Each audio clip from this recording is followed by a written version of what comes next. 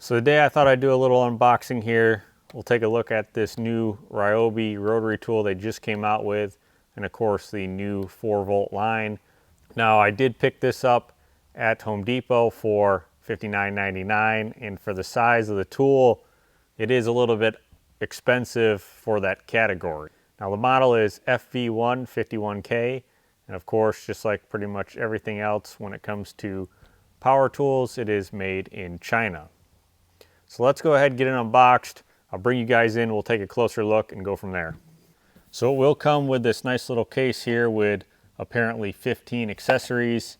If we open it up, you can see we got a couple buffing pads, some polishing compound, some drum, typical wrench, small drum holder, grinding disc, polishing adapter, another little grinding disc there, a wire brush, and a steel carbide. It does come with a normal style chuck here,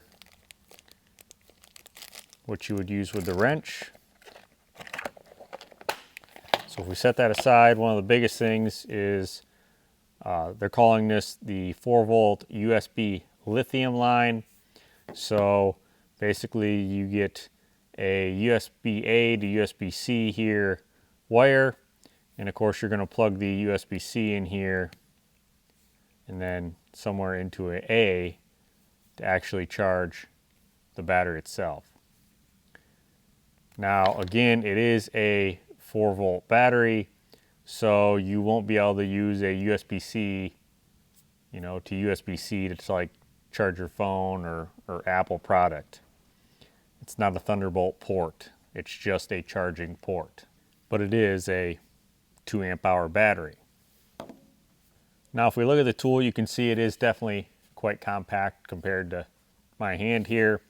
RPM wise is variable. You can see we have a dial that runs from 1 all the way up to 5, with supposedly the RPMs running from 5,000 to 25,000. Right above that we have a on-off switch there, of course, which is common.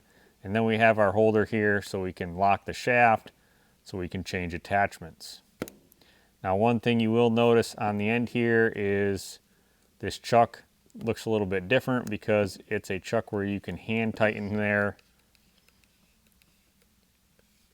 and loosen instead of having to use a wrench. Now behind that, standard thread there for attachments, but as you can see, you can't get this off without taking off this new chuck here. Then we can unscrew that. Then we have our normal thread here to screw on adapters. So I do like this rubberized grip here they got in spots. That is nice.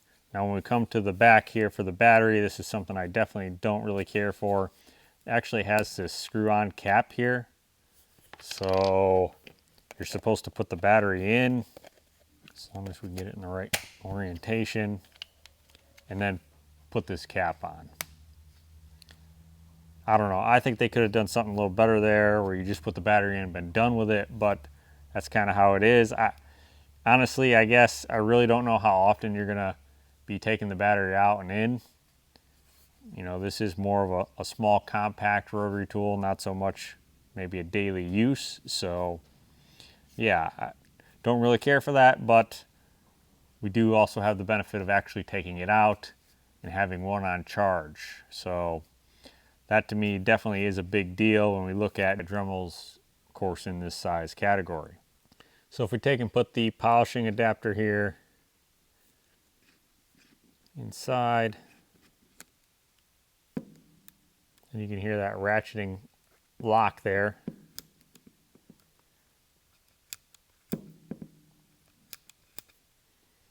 We're locked in place. So we'll go ahead and fire it up here, see how it runs.